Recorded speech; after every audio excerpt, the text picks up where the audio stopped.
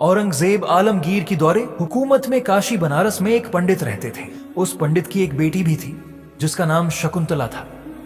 उस लड़की को एक मुगल सेनापति ने अपनी हवस का शिकार बनाना चाहा और उस लड़की के बाप यानी कि पंडित से जाकर कहा कि अपनी लड़की को डोली में सजाकर 7 दिन के अंदर मेरे महल भेज दो। पंडित ने यह बात अपनी बेटी से बताया। उनके पास कोई रास्ता नहीं था। पंडित से बेटी ने कहा कि सेनापति से 1 महीने का वक्त मांग लो, कोई ना कोई रास्ता निकल जाए। पंडित ने सेनापति से जाकर कहा, मेरे पास इतने पैसे नहीं हैं कि मैं 7 दिन में अपनी बेटी को सजाकर महल भेज सकूं, मुझे 1 महीने का वक्त दे दो। सेनापति ने कहा, ठीक है, 1 महीने से ज्यादा नहीं होना चाहिए। पंडित ने कहा, ठीक है, 1 महीने में भेज दूंगा। फिर पंडित अपनी बेटी से कहते हैं कि बेटी 1 महीने का वक्त मिल गया है। फिर पंडित की बेटी ने मुगल शहजादे का लिबास पहनकर दिल्ली की तरफ रवाना हो गई। कुछ दिन बाद वो पंडित की बेटी दिल्ली पहुंची।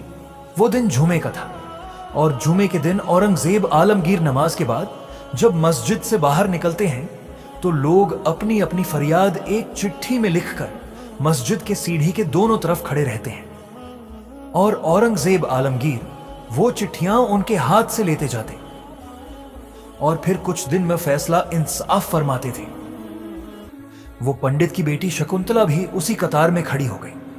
उसके चेहरे पर निखाब था और वो लड़के का लिबास पहने हुई थी।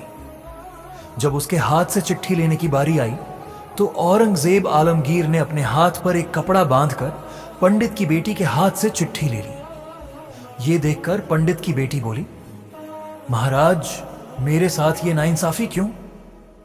सब लोगों से आपने सीधे तरीके से चिट्ठी ली और मेरे से कपड़ा बांधकर क्यों चिट्ठी लिए? तो औरंगजेब आलमगीर फरमाते हैं कि इस्लाम में गैर महरम पराई लड़कियों को हाथ लगाना भी हराम है और मैं जानता हूं कि तुम कोई लड़का नहीं बल्कि एक लड़की हो। फिर शकुंतला औरंगजेब आलमगीर के साथ महल गई और महल में कुछ दिनों तक ठहरी और अपनी फरियाद सुनाई।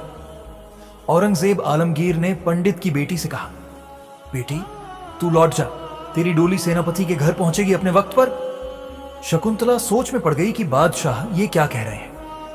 शकुंतला अपने घर पहुंची तो उसके बाप पंडित जी ने पूछा, क्या हुआ बेटी?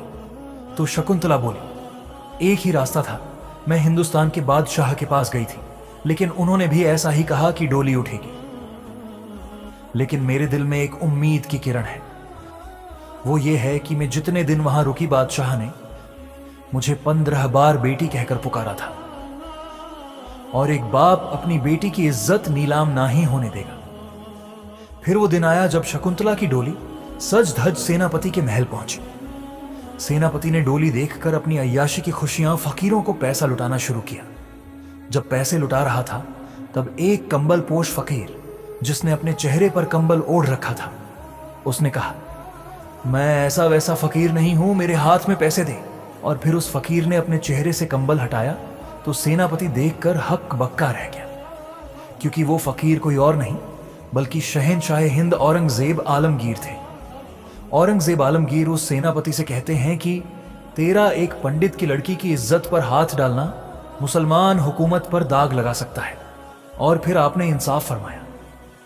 4 हाथी मंगवाकर सेनापति के हाथ पांव हाथी में बांधकर चारों हाथियों को अलग अलग दिशा में दौड़ा दिए और सेनापति को चीर दिया गया। फिर औरंगजेब आलमगीर ने पंडित के घर पर एक चबूतरा था, उस पर 2 रकात नमाज नफील शुक्राने की अदा की और दुआ किए कि ए अल्लाह, मैं तेरा शुक्रगुजार हूं कि तूने मुझे एक गैर इस्लामिक लड़की की इज्जत बचाने के लिए, इंसाफ करने के लिए चुना।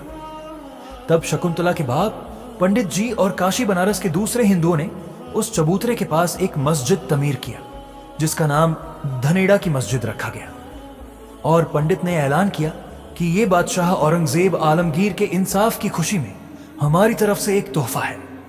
वो इंसाफ एक सोने की तख्त पर लिखा गया था जो आज भी धनेड़ा की मस्जिद में मौजूद है।